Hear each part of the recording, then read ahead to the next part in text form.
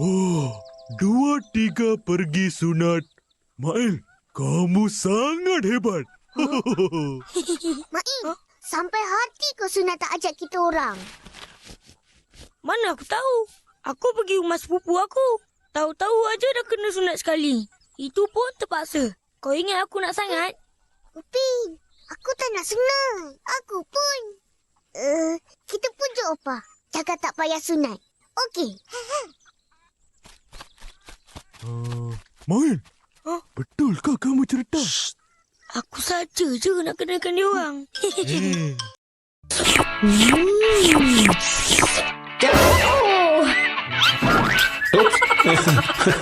Maaf ya, Moy.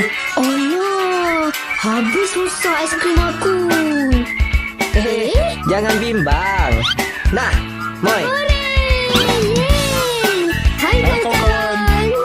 kawan. Nakal kan? Mai dalam episod kali ni.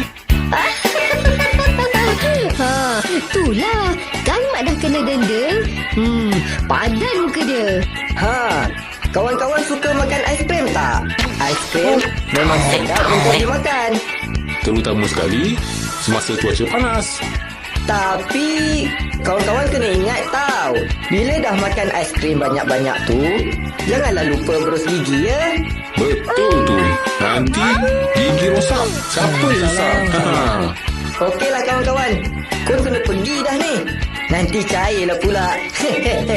Okey, bye. Baiklah kawan-kawan. Jumpa lagi. Tata.